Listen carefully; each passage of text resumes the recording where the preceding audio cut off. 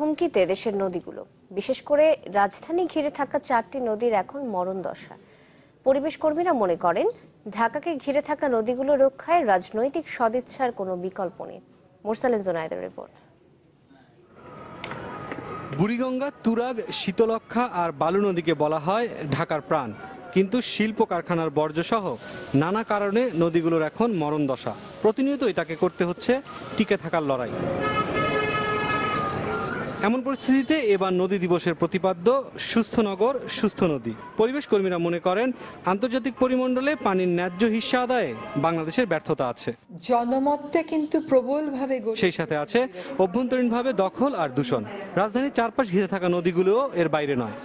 উজানের দেশ হিসেবে ভারত এবং চীন যদি নদী রক্ষায় আমাদেরকে সহায়তা না করে, বরং আরবিট্রেরিলি একতরফাভাবে নদীর পানি প্রত্যাহার করে নেয়, তাহলে আমাদের প্রচুর নদী মরে যাবে।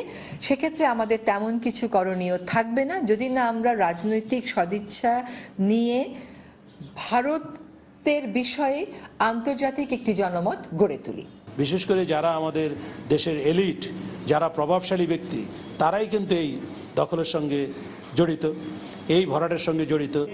পরিবেশবিদরা মনে করেন রাজধানী ঘিরে থাকা নদীগুলো রক্ষায় রাজনৈতিক সদিচ্ছার বিকল্প নেই।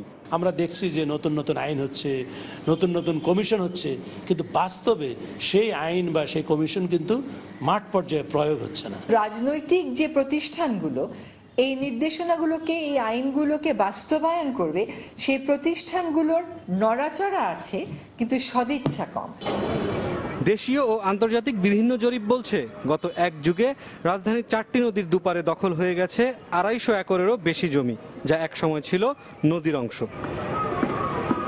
দখল দূষণের বিরুদ্ধে রাজধানীকে ঘিরে থাকা 4টি নদীর বেঁচে থাকার যে নিরন্তর সংগ্রাম, তার কারণে ঢাকার ভেতরে 23টি ছোট বড় খালের কোনো অস্তিত্ব আসলে বাস্তবে নেই।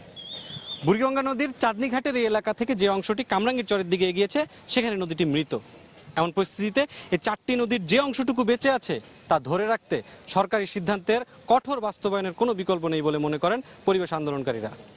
মোরসালেন জোনায়েদ, চ্যানেল 24, ঢাকা। তুলে চলছে রমরমা বাণিজ্য। 120 টাকা করে রাখে দিই প্রতিটাকে। 120 টাকা দিই তো আমাদের গায়ে বাজে না, আমাদের গাড়িটা নিরাপদে থাকে, এই কারণে। গরিবরা তো দখল করতে পারে না, করে পয়সা আলারাই।